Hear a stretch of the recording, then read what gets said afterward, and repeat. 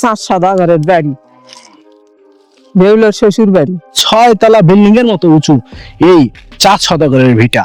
এখানে যেখানে খুঁড়বেন সেখানে বাড়ি পাবেন, বিল্ডিং বাড়ি পাবেন যেখানে খুঁড়বেন। আর এটা বেহুলার শ্বশুর বাড়ি। শ্বশুর বাড়ি মানে 4 শতকের বাড়ির উপর আমরা 4 শতকের বাড়ির উপর আমরা দাঁড়িয়ে আছি। সেটা বলে যে এটা 3000 বছর আগে এটা ধ্বংস হয়েছে এবং 4 শতকের ধনভাণ্ডার বলেও পরিচিত। চিকন চিকন সেই শত শত বছর আগের ইট এগুলো। এটা কি তাহলে বেহুলার শ্বশুর বাড়ি? এটাই হাত তো ভয় লাগছে আসলে, কখন কোন দিক দিয়ে সাপ বের হয় কিনা। এটি ফয়সালাত করে শুগোচ্ছিল, টাকা শুগোচ্ছিল। টাকা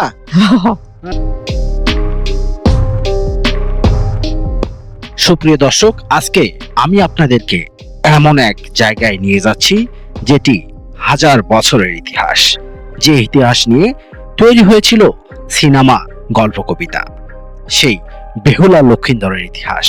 আজ আমরা ছুটে চলেছি বেহুলার শ্বশুর বাড়ি।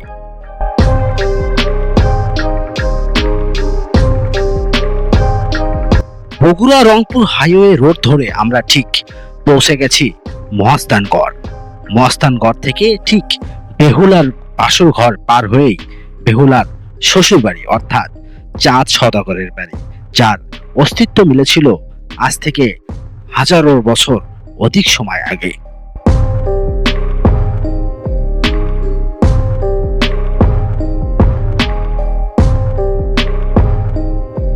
আমি এখন অবস্থান করছি বেহুলার বাসর ঘরের সামনে, এবং বাসর ঘরে যারাই আসলে বেহুলার বাসর ঘর দেখতে আসেন তার অপোজিটে রয়েছে বাড়ি পান ঘর। এখানে বিভিন্ন প্রকারের মামা পান বিক্রি করে থাকে। এটা আমাদের কি পান বানাইলেন? পিতরস পিত্রস। এটা কত করে? 30 টাকা। আচ্ছা, 30 টাকা। আচ্ছা, এখান থেকে 4 শতকের ভিটা কত দূর? 2-2.5 কিলো। 2-2.5 কিলো। আমাদের কি 4 শতকের বাড়ি ছিল? হ্যাঁ, 400 টাকা বাড়ি। আচ্ছা আচ্ছা, তাহলে আমরা এখানে বেহুলার বাসর ঘর, যেহেতু আমরা এর আগেও আমার সাথে রয়েছে বেহুলার বাসর ঘর এখানে, এবং এখান থেকে প্রায় কয়েক কিলো দূরে 4 শতকের বাড়ি মানে বেহুলার শ্বশুর বাড়ি, সেখানে আমরা যাব এবং আপনাদেরকে দেখাবো। বেহুলা লক্ষিন্দরের সেই বাসর ঘরের সামনে অবস্থান করছি। এখানে বেশি দর্শনার্থী যারা আসবে তাদের জন্য 30 টাকা টিকিট। এখান থেকে আমরা যাব বেহুলা লক্ষিন্দরের সেই বেহুলার শ্বশুর বাড়িতে, মানে 4 শতকের বাড়ি। এখান থেকে প্রায় 4 থেকে 5 কিলোমিটার হবে। আমার পিছনে যে জায়গাটি দেখতে পাচ্ছেন এটা হলো বেহুলার বাসর ঘর। বেহুলার বাসর ঘর মূলত গোকুল মেদ বা বগুড়ার গোকুল গ্রামে অবস্থিত একটি প্রত্নতান্ত্রিক স্থান। লোককথা অনুযায়ী এটি 4 শতকের ছেলে লক্ষিন্দর এবং বেহুলার বাসর ঘর ছিল, যা সাপের কামড় থেকে সুরক্ষিত রাখার জন্য বিশেষভাবে তৈরি করা হয়েছিল। বাসর ঘর থেকে আমরা এখন যাব বেহুলার যে শ্বশুর বাড়ি রয়েছে, অর্থাৎ 4 শতকের বাড়ি আপনাদেরকে ঘুরে দেখাবো। প্রায় 1000 বছরের ইতিহাস আপনাদেরকে দেখাতে চলেছি। মহাস্থানগড় থেকে আমরা রওনা দিলাম চাঁদমুহা গ্রামের দিকে, যেখানে রয়েছে 4 শতকের বাড়ি, অর্থাৎ বেহুলার শ্বশুর বাড়ি। 4 শতকের বাড়ি কোন দিকে? 4 শতকের বেহুলা 4 শতকের 18 উপর বাড়ি, 18 উপর। 4 শতকের এটা হাট, চামনো হাট। এটা 4 শতকের হাট। আও চামনো আগে বন্ধ না হাট। এটা তাহলে বেহুলার শ্বশুর বাড়ি। হ্যাঁ,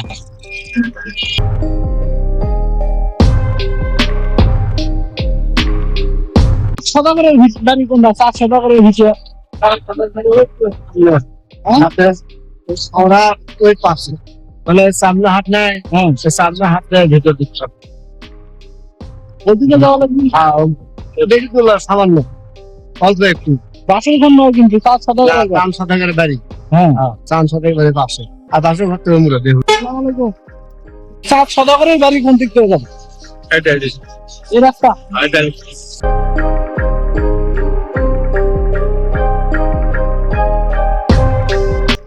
একজন দেখো এদিকে 4 শতকের বাড়ি। শতকর করে কোন জায়গায়? তাহলে ওদের ইয়ের যাওয়া লাগবে, এদিকে কি বে করে কয় আল্লাহ, অনেক দূরে যাওয়া লাগবে না?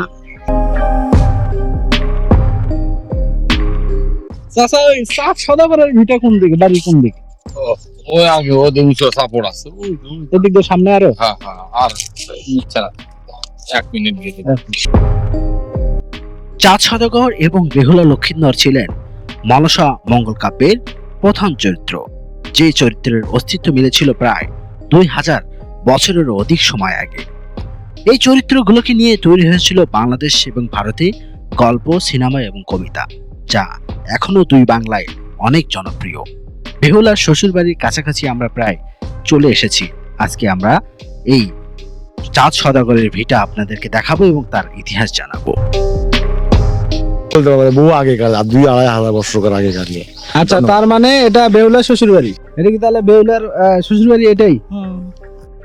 দর্শক, আমরা ঠিক দীর্ঘ পথ পাড়ি দিয়ে বেহুলার বাসর ঘর থেকে আমরা এখন ঠিক ইতিহাসের এমন একটি জায়গায় রয়েছি, প্রায় 1000 বছর আগের ইতিহাস, যেটি হলো বেহুলার শ্বশুরবাড়ি। অর্থাৎ আমার উপরে যে সাইনবোর্ড দেখতে পাচ্ছেন, চাঁদ সওদাগরের ভিটা, অর্থাৎ চাঁদ সওদাগরের বাড়ি এবং লক্ষিন্দরের বাড়ি। লক্ষিন্দর ছিলেন চাঁদ সওদাগরের ছেলে এবং বেহুলার স্বামী। এই 1000 বছরের ইতিহাসের সামনে আমি এখন দাঁড়িয়ে রয়েছি। ডান পাশে সেই চাঁদ সওদাগরের বাড়ি, বেহুলার শ্বশুর বাড়ি। আমরা এখন সেই জায়গায় যাব, যা বেহুলা ছিলেন মনসা মঙ্গল কাব্যের প্রধান চরিত্র, যে বেহুলা এবং লক্ষিন্দরকে নিয়ে বাংলাদেশ, ভারত বিভিন্ন কবিতা, গান এবং সিনেমা তৈরি হয়েছে, যা আজও অনেক জনপ্রিয় বাংলাদেশ এবং ভারতে। আমি ঠিক আর একটু পর আমার সামনেই যে জায়গাটি দেখতে পাচ্ছেন, সেই জায়গাটি হলো চাঁদ সওদাগরের বাড়ি এবং চাঁদ সওদাগরের ভিটা বলে। আমি এখন সেই জায়গায় যাচ্ছি। আসলে এই জায়গাটাতে যেতেও আমার খুব একটু ভয় লাগছে, কারণ হলো বেহুলা, লক্ষিন্দর এবং চাঁদ সওদাগর মানেই সাপ। বেহুলার যে বাসর ঘর ছিল, সেখানে লক্ষিন্দরকেই সাপ দংশন করেছিল এবং তারপরেই বেহুলা তার স্বামী লক্ষিন্দরকে নিয়ে দীর্ঘ 6 মাস ভেলায় ভেসেছিলেন। সো এখানে এটাই হলো বেহুলার সেই শ্বশুর বাড়ি। আমরা এখানে একটা সাইনবোর্ড নোটিশ দেখতে পাচ্ছি, যেটা বাংলাদেশ প্রত্নতত্ত্ব অধিদপ্তর, মানে প্রাচীন স্থাপনা হিসেবেই এটা এখন লিপিবদ্ধ হয়েছে। চাঁদ সওদাগরের বাড়ি ভিটা এটা। এখন এটা দেখলেই বোঝা যায় যে এখানে যে ইট গুলো দেখা যাচ্ছে, যে ইট, এটা আসলে অনেক চিকন চিকন, সেই শত শত বছর আগের ইট এগুলো। আসলে আগে তো সিমেন্ট ব্যবহার হতো না, চুন সুরকি দিয়ে এই বিল্ডিং বা ঘরগুলো বানানো হতো। সেই আগেকার হাজার হাজার বছর আগের সেই ইতিহাস এবং সেই স্থাপনা, যে ইটগুলো দেখতে পাচ্ছেন এখনো ওই রকমই রয়েছে। আসলে আমার এদিকে হাঁটতেও ভয় লাগছে, আসলে কখন কোন দিক দিয়ে সাপ বের হয় কিনা, কারণ সাপ আর বেহুলা লক্ষিন্দর একবারে ওতপ্রোতভাবে জড়িত তাদের ইতিহাস। এটা হচ্ছে বেহুলা লক্ষিন্দরের বাবার বাসা। বেহুলা লক্ষিন্দরের বাবার বাসা, জি তার মানে চাঁদ সওদাগরের বাসা। জি জি। এটা কতদিন আগে বোঝা গেল যে এটাই আসলে চাঁদ সওদাগরের বাসা? আনুমানিক 1600 বছর আগে। 1600 বছর আগের কাহিনী। মানে তাহলে এটা হবে তোমার বেহুলা শ্বশুর বাড়ি। জি জি জি। তো এমনিতেই বেহুলার বাবার না শ্বশুর বাড়ি। হ্যাঁ, শ্বশুর বাড়ি মানে লক্ষিন্দরের বাড়ি আর কি। তো এখানে কি তোমরা কখনো কোনো সাপ টাপ দেখেছো বা এরকম জি, কিছু? পাওয়া যায় মাঝে মধ্যে। মাঝে মধ্যেই পাওয়া যায় না? জি জি।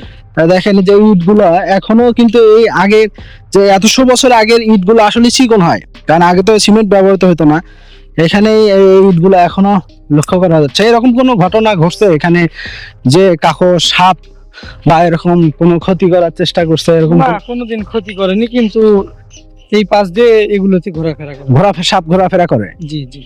কাউকে কোনো ক্ষতি করে না? না, ক্ষতি করে না।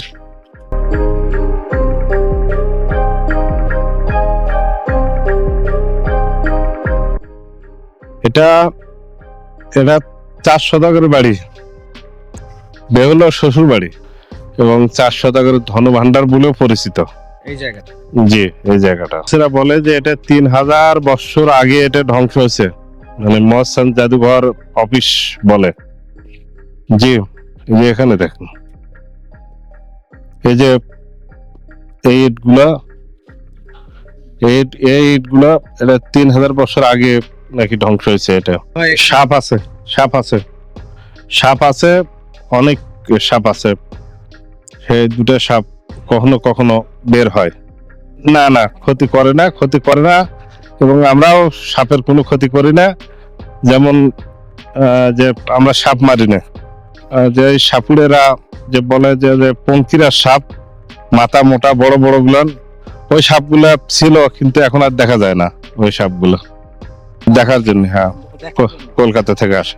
তাহলে আমরা মহাস্থান যেটা দেখে আসলাম গোকুল, এটা হলো বেহুলার বাসর ঘর, জি, বেহুলার বাসর ঘর, আর এটা বেহুলার শ্বশুর বাড়ি। শ্বশুর বাড়ি মানে চাঁদ সদাগরের বাড়ির উপর আমরা এখন 4 সদাগরের বাড়ির উপর আমরা দাঁড়িয়ে আছি মানে এখন। লক্ষিন্দরের বাবা ছিলেন চাঁদ সদাগর, জি জি জি সেই লক্ষিন্দরের সঙ্গে বেহুলার বিয়ে হয়েছে। জি জি তাদের সেই বাসর হয়েছিল গোকুল, মহাস্থানগঞ্জে গোকুল। গোকুলে। জি। আর এটা হলো সেই এটা চাঁদ সদাগরের সে বাড়ি ছিল, বেহুলার বাসর মানে শ্বশুর বাড়ি, এটা হলো জি, বেহুলার শ্বশুর বাড়ি। শ্বশুর বাড়ি।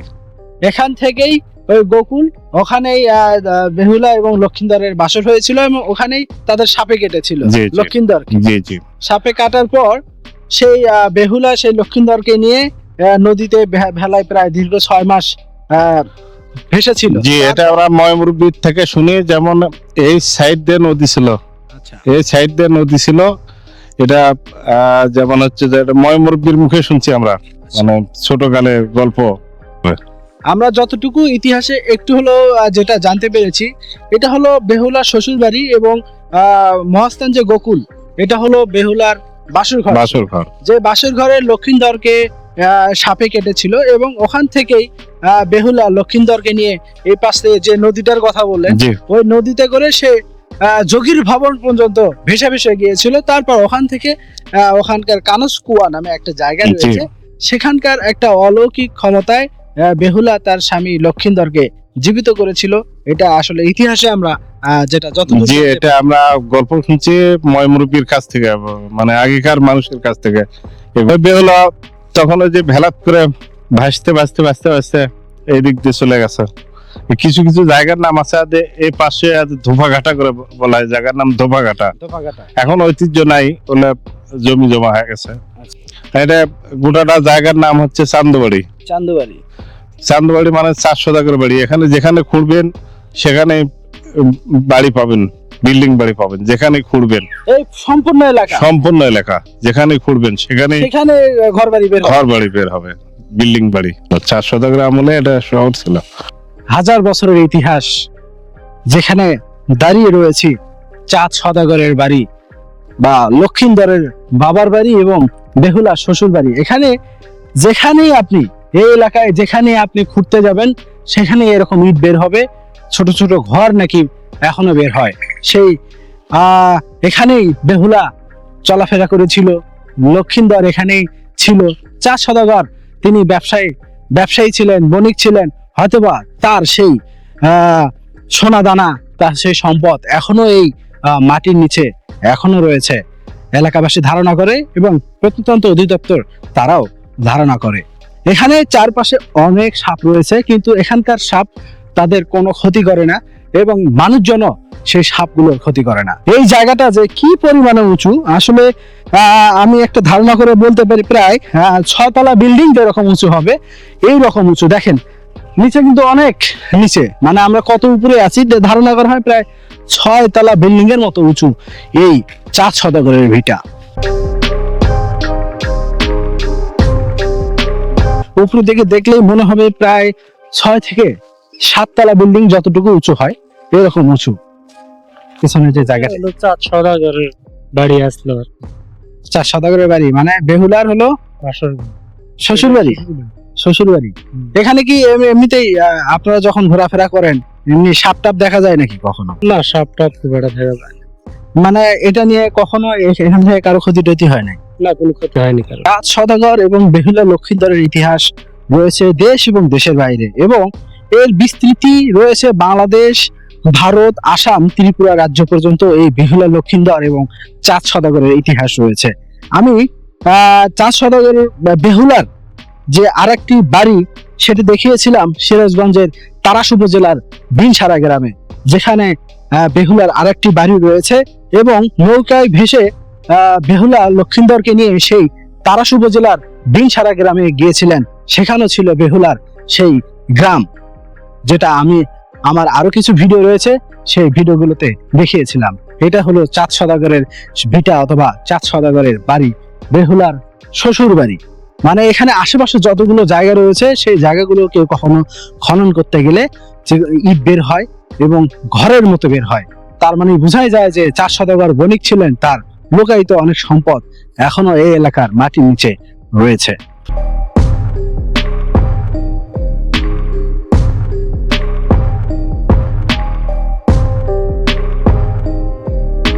হ্যাঁ ঘর আসলো ওই ও পাশ দিয়ে ইটের গাঁথনিও আছে। বাপেরা গপ্প করছিল যে এটা ধন সুগো বা চাঁদ সওদাগরের বাড়ি, বেহুলার শ্বশুর বাড়ি। এটি ফয়সালাত করে ইয়ে সুগোচ্ছিল, টাকা সুগোচ্ছিল। টাকা আর কি এমনি থেকে ধন সম্পদ আছে কি এই জায়গা? আছে, এটি খুঁড়বে দেয় না তো, জাদুঘরের লোকজন এসে এটি ইয়ে করে, দেখশন করে। আমরা মাকে তো ওই কাজ করলে ওটি সাপ দেখা যায়। ইটেরই বাড়ি আসলো, ওটা ভাঙ্গে পড়ে ওই ইটেরই ইয়ে হয়ে আসে।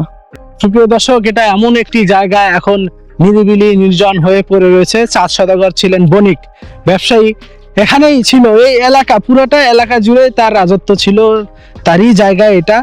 আশেপাশে যে জায়গাগুলো রয়েছে সেখানে খুললেও এইরকম ইটের গাঁথনি বের হয়, ইট বের হয়, তার মানে বোঝাই যায় এই অনেক দূর পর্যন্ত তার রাজত্ব ছিল। এখানে বেহুলার এটা শ্বশুর বাড়ি এবং লক্ষিন্দরের বাপের বাড়ি অর্থাৎ চাঁদ সওদাগরের বাড়ি, এবং পাশে যেটা গোকুল মেদ ছিল, গোকুল মেদ, ওখানে হলো বেহুলার বাসর ঘর। এখান থেকে বিয়ে হয়ে বেহুলা সেই ওখানে পাশে যেটা রয়েছে মহাস্থান, ওই বাসর ঘরে গিয়েছিলেন। এই যে এখনো এই পুরো এলাকায় এরকম ইট রয়েছে, এই একটা ইটও আসলে এখান থেকে কেউ নিয়ে যেতে পারবে না, কেউ চাইলেও নিয়ে যেতে পারবে না, এটা বিধিনিষেধ রয়েছে। এখানে যতগুলো সাপ রয়েছে বা যাই থাকুক, আসলে এই সাপগুলো কখনো কারো ক্ষতি করে না, এখানকার মানুষও সাপের ক্ষতি করে না। দর্শক, ইতিহাসে আসলে যে লিপিবদ্ধ রয়েছে যে বেহুলা এবং লক্ষিন্দরের কাহিনী, তার একটা বাস্তব প্রমাণ আপনাদেরকে দেখালাম। এটাই ছিল সেই চাঁদ সওদাগরের বাড়ি।